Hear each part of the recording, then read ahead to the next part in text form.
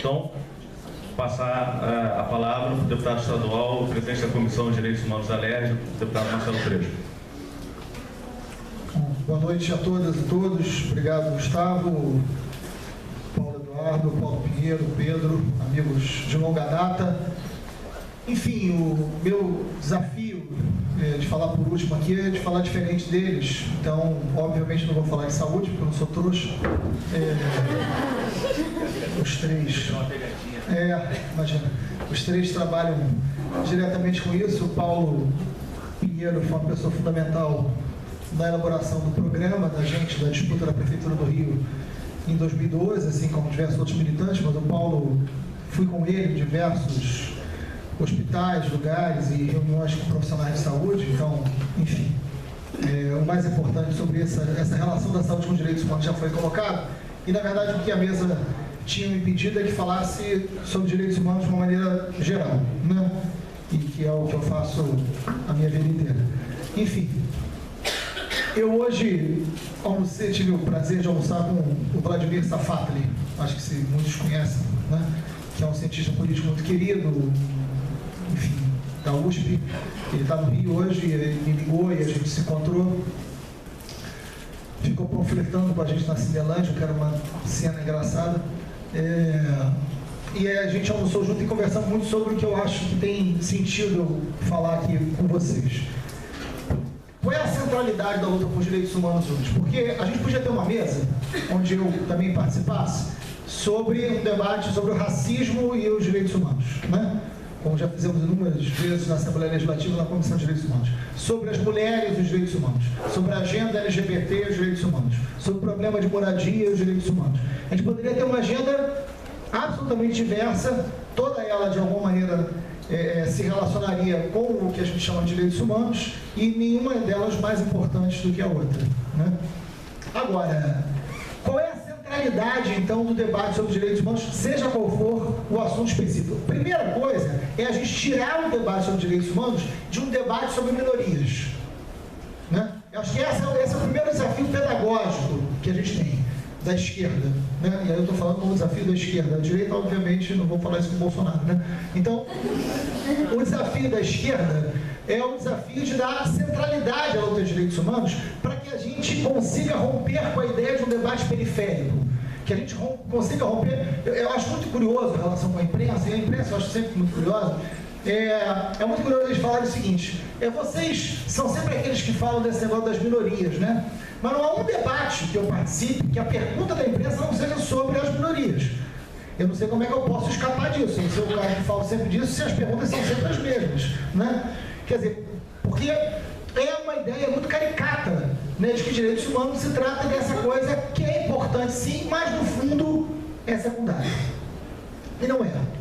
É central no debate sobre luta de classes, é central no debate hoje sobre perspectiva de desenvolvimento, um debate sobre a centralidade dos direitos humanos. Por quê? Porque qual é a lógica da sociedade de mercado e qual é a lógica da luta de classes hoje? Onde que a esquerda pode absolutamente ser transformadora? E hoje no almoço, a gente conversava, eu lembrei de uma fala do Che, né, que é muito antiga e absolutamente moderna, absolutamente avançada para os dias de hoje, quando ele dizia o seguinte: quando sentimos profundamente qualquer injustiça cometida contra qualquer pessoa em qualquer lugar do mundo, essa é a qualidade mais nobre de um revolucionário, né? O Che falou isso na década de 60. Para aquela época era extremamente avançado, mas para hoje a esquerda não compreendeu ainda o que ele dizia na década de 60. A esquerda não compreendeu hoje o que ele estava dizendo naquele momento. A ideia de sentir profundamente qualquer injustiça cometida contra qualquer pessoa é dar centralidade à dor humana da eliminação da sua dignidade, porque é ali que se configura uma violação de direitos essencial para que você entenda a lógica da luta de classe na sociedade de mercado, onde uma parcela significativa da sociedade sobrou.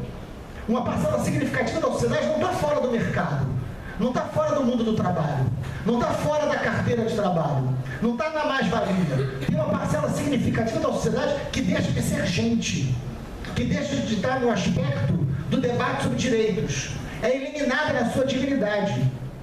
E se morre, se não morre, se desaparece, se não desaparece, são absolutamente invisíveis, como diz o Bauman, né? são os sobrantes, são os supérfluos, são aquelas pessoas que não contam. E é fundamental eliminar a sua dignidade, é fundamental eliminar qualquer identidade ética com esses setores. E não importa se são LGBTs, negros, moradores pobres de favela, seja qual for a sua minoria pertencente, você é invisível. Então, o grande desafio pedagógico que está colocado na esquerda é dar centralidade a um outro paradigma da luta de classes, a luta dos direitos humanos. Ela não pode ser uma luta de especialistas, ela não pode ser uma luta de minorias, ela não pode ser uma luta específica de um militante de um determinado campo. Ela tem que ser central num programa de esquerda de uma outra sociedade. Porque isso é central, não é? O Todorov, que é um cara que eu gosto muito, ele tem um livro, que é um livro difícil de ler, porque ele corta o estômago, chamado Em Face do Extremo. É um livro já esgotado, então quem tem, quem não tem, pede emprestado. Né? Chamado Em Face do Extremo. E é um livro que analisa o debate sobre direitos humanos, sem que os cite assim, nos regimes totalitários. Né? Então, diante dos regimes totalitários, como se dá as violações fundamentais de direitos humanos pelo Estado totalitário, né? Pelos Estados totalitários. Ele dá um exemplo que é muito curioso, que ele fala dos campos de concentração dos judeus, e ele dá um exemplo que é vigoroso. Ele fala que um grupo grande de judeus caminhava num caminhão daqueles que carregava a câmara de gás, que saiu do campo de concentração para a câmara de gás, e que quando chegava em frente à câmara de gás, as pessoas absolutamente devastadas, né, fisicamente, psicologicamente, elas não aceitavam ser carregadas à câmara de gás. Elas exigiam caminhar com as suas próprias pernas para a câmara de gás. E ele dizia que aquilo ali era fundamental para se entender um elemento da manutenção da dignidade humana. A pessoa não aceitava ser carregada, a pessoa caminharia para a morte com as suas próprias pernas. Porque era uma maneira de dizer que a sua dignidade não tinha sido, o seu corpo tinha sido vencido, a sua batalha tinha sido vencida, mas a sua dignidade não estava eliminada. Que a pessoa caminharia para a morte com as suas próprias pernas. Isso é muito sério, né? E é muito difícil de imaginar. O que significa o elemento da dignidade humana na essência de um Estado totalitário. Porque todo Estado totalitário precisa dos seus inimigos. O inimigo de um Estado totalitário não é o inimigo do Estado totalitário, é o inimigo que tem que ser da sociedade. Por isso que a luta da hegemonia é uma luta tão importante hoje. A ideia de perceber a construção das relações de hegemonia hoje, ela é decisiva no debate sobre direitos humanos. Então, por exemplo, onde é que está a eliminação da dignidade humana central hoje? Está na eliminação de direitos? Não. Não. Está na não possibilidade do debate de direitos sobre um amplo segmento da sociedade que sobrou de uma sociedade de mercado. A lógica da cidadania hoje não pode ser uma lógica do Estado. E aí entra o principal desafio que a gente tem sobre que concepção de democracia a gente está estabelecendo, qual é o projeto de democracia que a esquerda apresenta para a sociedade. Quando eu falo que o espaço dos direitos humanos tem que ser central num programa de esquerda, por exemplo, de um programa de cidade, e eu acho que o pessoal do Rio de Janeiro vai para uma disputa de cidade, tem condições de uma disputa de cidade muito forte daqui a 2 anos, se não errarmos muito, se fizermos o dever de casa, né? O que a gente apresenta nesse sentido? A ampliação da democracia se dá nas concessões do Estado, daquilo que o Zé Murilo de Carvalho vai chamar de estadania. É esse o movimento que a esquerda tem que fazer? Das ampliações de concessões de participação por parte do Estado? Ou o nosso projeto de fortalecimento de radicalização da democracia, tentando entender um pouco melhor as vozes de junho, né? As confusas vozes de junho, né? Seria fortalecer a possibilidade de ampla mobilização da sociedade, para que essa sociedade, amplamente mobilizada, com sentimento de pertencimento a um programa, possa ter uma relação com o Estado que faça esse Estado ceder no seu propósito maior. Qual é o caminho que a gente escolhe nessa relação de direitos humanos? E esse é o debate central que a gente tem que fazer, né? Porque o que nós respondemos o tempo inteiro em 2012 e vamos voltar a responder em 2016 é: como é que vocês vão governar? Né? Como é que se governa? Não é isso, Paulo? E acho muito curioso, porque a mesma imprensa que diz, né? Olha, tá vendo? Fez aliança com todo mundo e agora está envolvido na corrupção, né? Distribuiu o carro da vontade e agora não consegue governar. Agora você é um candidato que não faz isso, mas é impossível governar assim. É uma esquizofrenia permanente, já que o debate é sobre saúde, né? Você não sabe por onde caminha, porque na verdade é isso, né? Não há... Tá bom, então qual é o caminho? O caminho é não fazer essa lógica da governabilidade. Para não fazer a lógica da governabilidade, qual é o caminho que você tem? O caminho que você tem é de fortalecimento da sociedade civil. É uma ampla aliança, sim, a gente tem que fazer aliança, sim. Mas uma ampla aliança com sentido grande de pertencimento a um programa, um movimento construído com a sociedade civil organizada. Isso é possível, isso acontece em diversos lugares do mundo. Você tem hoje uma capacidade de linguagem extraordinária com a internet. Por que não uma cidadania também digital? Por que não uma cidadania hoje que possa, depois de um programa amplamente debatido com os setores organizados, circular pelo conjunto da sociedade para que isso dê sentido de pertencimento? Por que a gente tem que ser refém das câmaras de vereadores? A gente só é refém das câmaras de vereadores porque são muros da amnésia. Porque ninguém na sociedade sabe sequer o nome dos vereadores, muito menos do deputado. Né? Por que a gente não inverte isso a partir de uma sociedade que possa ter uma outra relação com a concepção de governo? E não é só o processo eleitoral, pelo contrário, tem que começar muito antes. Se a gente quer pensar em disputar 2016, o ano 2015 inteiro tem que ser um debate de programa amplamente feito com um conjunto de servidores, de profissionais, de moradores, de juventudes. Não existe uma única juventude, né? Ou a juventude do Complexo do Alemão é igual à juventude do Leblon. É a mesma perspectiva de vida? São os mesmos sonhos? São as mesmas utopias? Não. Mas elas existem, né? Elas convivem numa mesma cidade. E essa é a riqueza da cidade, é a sua complexidade. Então, o projeto de democracia que a gente tem que reafirmar é um projeto de democracia capaz de sentir no outro as violações centrais dos seus direitos como pessoa humana. A dignidade humana é a essência maior daquilo que a gente busca como um projeto de sociedade. Um lugar desenvolvido é um lugar que respeita a dignidade humana do conjunto de pessoas, independente dos seus territórios. É o que a gente sempre diz, que dignidade não pode ter CEP, como tem no Rio de Janeiro, né? Que é uma fala forte que a gente acabou construindo ao longo da militância da gente. Dignidade não pode ter CEP. E tem. Hoje tem. Porque quando você olha, para concluir, quando você olha para o conjunto de dores, né, e as dores não podem ser hierarquizadas, né, a Rosa já dizia isso, as dores não podem ser hierarquizadas, não dá para hierarquizar dor, a não ser quem não as sente, né, que pode pensar isso. Essa não hierarquização da dor, essa possibilidade de olhar no outro e entender o que significa aquela violação daquela dignidade, tem que ser a grande possibilidade de chamar esse outro para compor uma outra sociedade. E é assim que a gente tem que discutir com os prisioneiros, com os negros, com as mulheres, com os empobrecidos, com os desempregados, com os moradores das favelas, das periferias.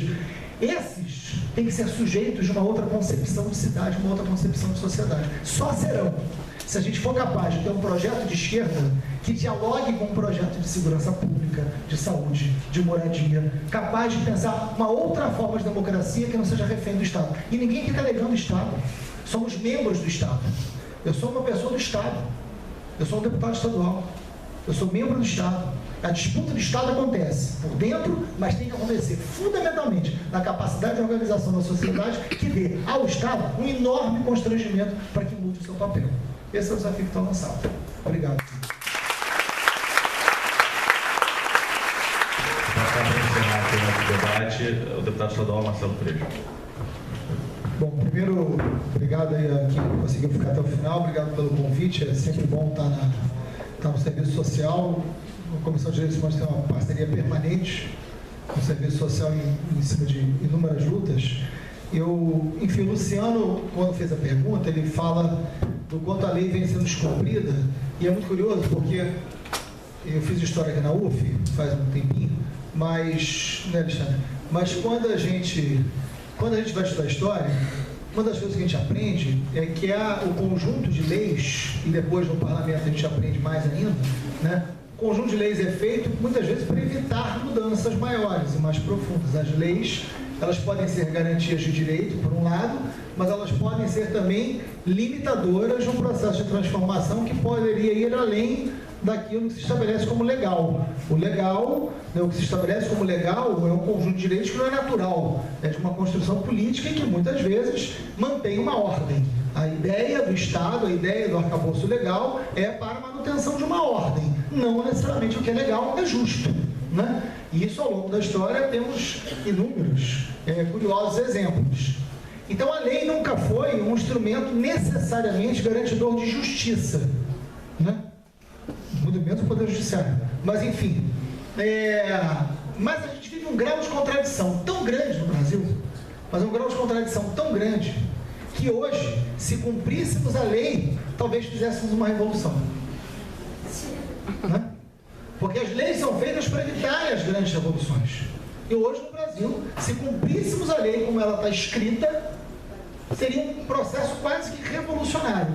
Chegaria muito próximo de uma revolução se cumpríssemos a lei integralmente como ela está escrita. Parem para pensar. Peguem a Constituição de 88 citada, o SUS, por exemplo, foi aqui citado inúmeras vezes. Peguem o artigo 5º. Vamos cumprir o artigo 5º. Né? Se algum governo falar assim, nós vamos cumprir o artigo 5º, né? Ameaça de golpe. Ameaça de golpe. Se cumprir essa lei, tu pode perder o poder, né? Porque chegamos a esse nível de contradição. Então, e por que eu estou dizendo isso? Porque isso reforça muito a necessidade institucional da luta. Eu tenho um respeito muito grande pelos movimentos anarquistas ao longo do tempo, né? Mas temos concepções distintas, né? A ideia de que eu não voto, eu luto, eu acho que é bom votar em quem luta, sem trocadilhos, né? Mas eu acho importante votar em quem luta, porque a luta institucional hoje a gente não pode abrir mão dela. É muito importante ter um espaço de resistência dentro do parlamento. E eu vou dar exemplo disso, né? Vou dar um exemplo concreto disso. Eu não vejo nenhuma contradição do avanço da luta, é o que a gente está... E ninguém está dizendo que é fácil, né, Pedro? Ninguém está dizendo que é fácil, ninguém está dizendo que é simples. Ninguém está dizendo que a gente vai disputar uma cidade como o Rio de Janeiro, que a gente vai disputar uma cidade como Niterói, e o que a gente está propondo enquanto concepção de democracia vai ser algo simples. Não vai. Não vai ser algo simples. Vai ter enfrentamento, vai ter contradição, vai ter conflito.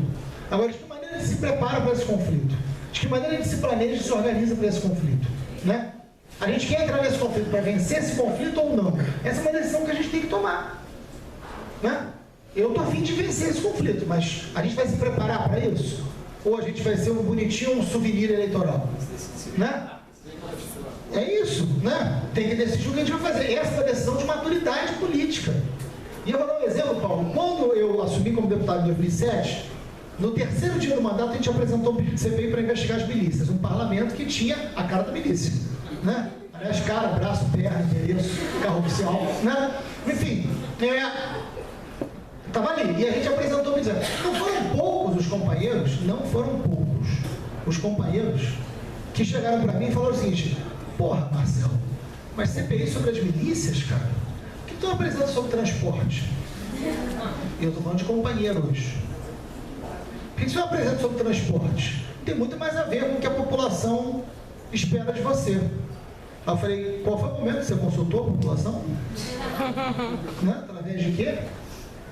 Porque essa ideia de que a gente representa e que a gente sabe o que a população quer é um grau de arrogância também que acho que você vai perder.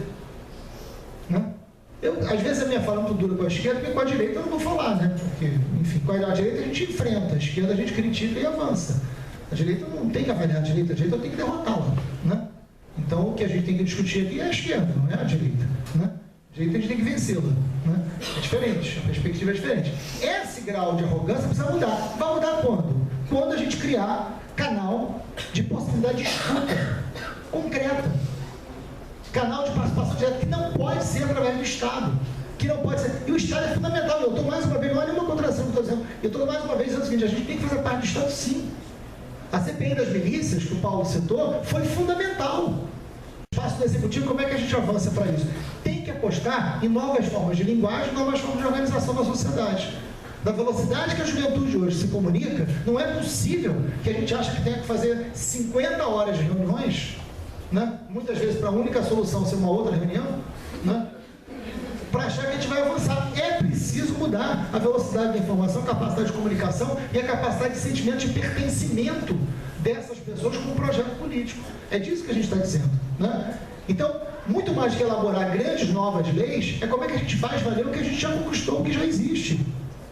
São muitas as boas leis que estão lá no papel, porque a distância do Brasil real ao Brasil legal é gigantesco.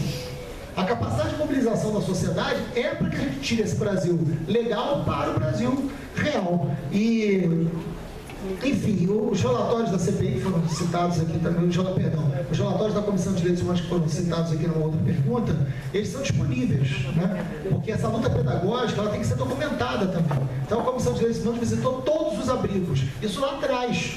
Porque era uma disputa de cidade. Lembra aquela disputa que eu falei? Para onde a esquerda olha? Se olha para a dignidade humana e olha para aquela pessoa que sente o fruto dessa dor da luta de classe, ou se olha para outra coisa, né? E fala em nome de quem você não tem nenhuma delegação para falar em nome. Então, por exemplo, na disputa sobre o debate do crack, o prevalecer de um lado a vertente Rodrigo Beckley, né? Que hoje fica mais fácil a gente falar isso, mas na época não era, num projeto de cidade que claramente era um projeto de limpeza urbana, de higienização da cidade, para que você arrancasse da cidade aquilo que não serve da cidade e entupisse nos abrigos uma quantidade enorme de maracutaia, pessoas que... Aí você fala assim, mas coloca no abrigo, porque no abrigo eles vão ficar invisíveis. Não é verdade, eles eram invisíveis nas ruas, eles eram invisíveis na Avenida Brasil, e eles eram invisíveis para o conjunto da sociedade, porque eles estão fora de uma sociedade de mercado. E não é porque eles não têm direito, é porque eles não são pessoas. A ideia de direitos humanos é um direito que protege bandido, né? Essa coisa insuportável de ser respondida a cada dia, né? É porque, na verdade, não é que se nega direito, é que se nega que seja humano. Se nega que tenha compromisso ético com o conjunto daquelas pessoas. É isso que está negado. Então é fundamental que a gente tenha como projeto político olhar para essas pessoas e devolver a essas pessoas o caráter de ser pessoa. Isso é absolutamente revolucionário. Isso é absolutamente transformador. Isso tem que estar no nosso programa, isso tem que estar no nosso projeto, isso tem que estar na nossa concepção de saúde, de educação, de moradia, né? De Estado.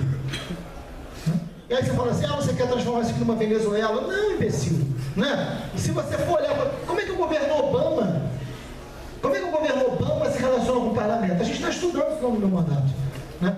O Obama tem um sistema interessantíssimo, com todos os problemas que tem, mas tem um problema interessantíssimo de relação com o parlamento, via divulgação da pauta do parlamento, cria um conjunto de opiniões da sociedade e coloca o parlamento na defensiva.